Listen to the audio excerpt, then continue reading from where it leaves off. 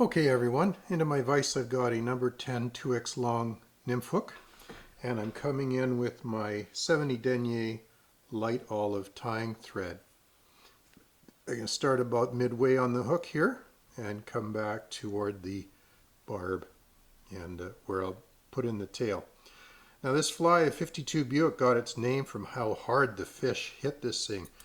If any of your relatives, ancestors, or you ever drove in the 50s or 60s when these things were still on the road, you know how they were built. They were built like a tank, and you didn't want to get in an accident with one. You didn't want to be on the receiving end because those things hit hard. When the demolition derby days, if you had a 52 Buick tricked out for that, you had a fearsome opponent, and that's how this fly got its name, from how hard the trout hit this thing. I fished this trout in Salmon Lake in the Douglas Lake Ranch area, and I can tell you from my own experience, I was trolling this thing under the algae bloom in that lake, and these trout just slammed this thing, and you had to have a stout tippet on there, or else you're not going to land any fish. So I'm using guinea fowl for the tail in a dyed yellow guinea fowl, and I like the guinea fowl for its stiffer nature, and the fact that you've got that contrasting black and yellow in there that really highlights the presence of that tail.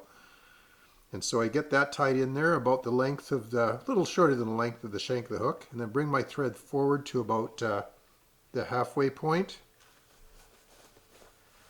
and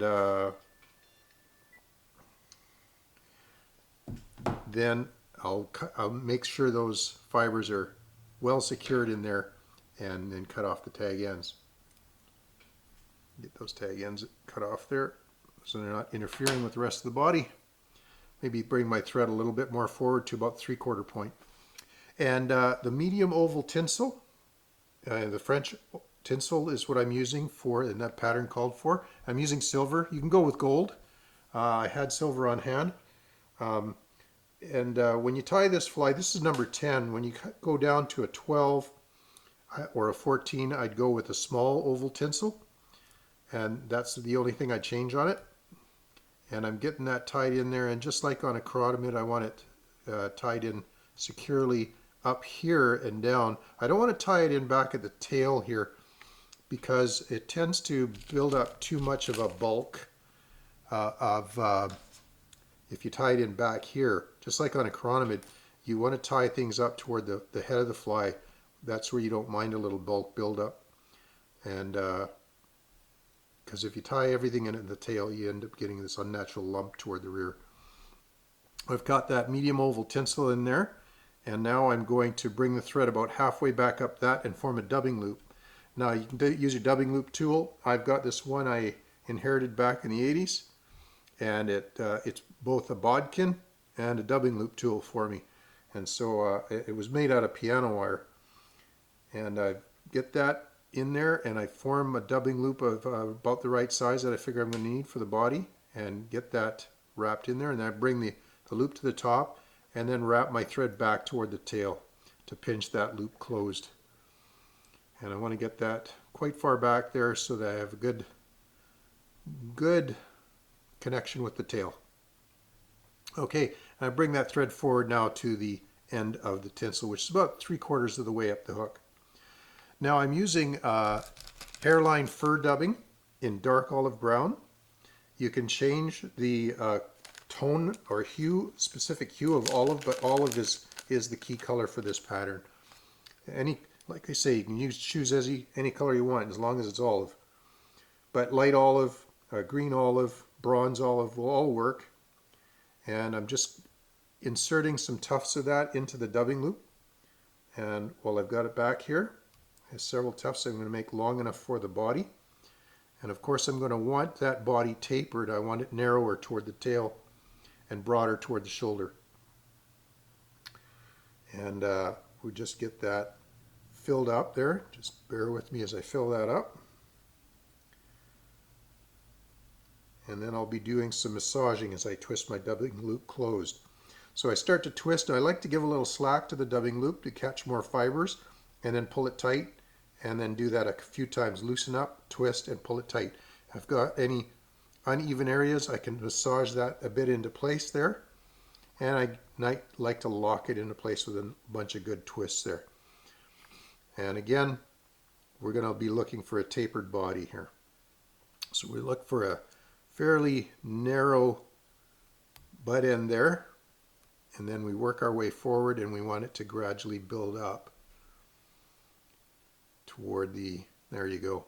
I don't want a big lump right at the tie-in point there. I want that to taper down like I've got going there. And we bring that up toward the shoulder there. It's getting a little thicker, and I don't mind building it up a little bit, sort of almost a cigar shape with a slower taper toward the back and a fast taper toward the front here. And we get that wound up to where I might thread there. There we go. And then we're just going to secure that dubbing loop here at the front with 3 or 4 good wraps, so it's not going to go anywhere, and cut the dubbing loop tool out with the tag end. I bring my French tinsel forward, about 3 or 4 spiraled wraps here, just nicely evenly placed to give it some segmentation. Just get that placed just where I want it. There we go. And about 4 wraps there. And get that secured in there. And cut that tag end off. Okay, now I'm coming in with partridge, premium partridge in yellow. And I'm using partridge because it's a lot softer than the guinea fowl. And I like the almost the marabou type nature of the feathers in my partridge. So I'm going to turn my vise over to tie in the beard. And I want those fibers about as long as the hook point there. And I'll get that in there and then secure that in place on the underside of the hook. There, and they flow a lot more than the guinea fowl, and I like that contrast. So I'm going to cut off the tag end there of my partridge, and then return my vise upright. And then we're going to come in with our micro crystal cactus chenille in peacock. This is the peacock color, and I use this as opposed to the peacock herl, because that stuff is so fragile that it often breaks. It's brittle, it's a little hard to use. I mean, I do still use it at times. It's a great fly tying material, but for certain ones where where it's not essential, like I like it still on the halfbacks that I tie, then I'm going with this as a substitute, and this is a more durable one. It gives a little more sparkle. Now this can be used as a scud imitation at times in the smaller sizes, the 12s and the 14s, to represent gammas.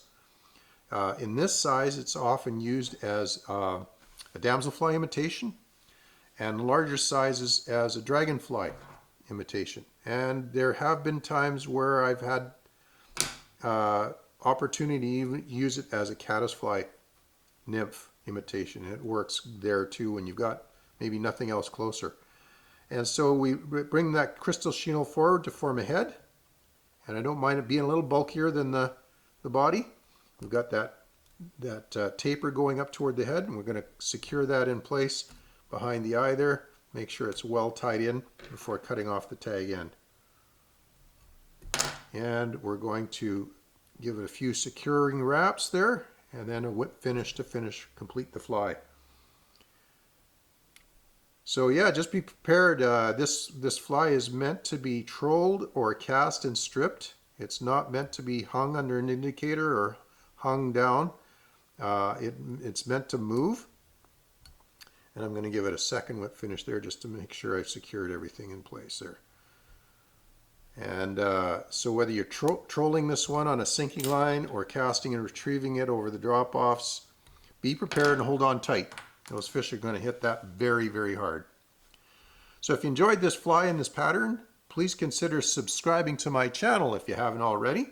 and hit that like and notification button so you get notified about my new videos when they come out. I really thank you for watching this video. Take care, and I hope to see you on the water.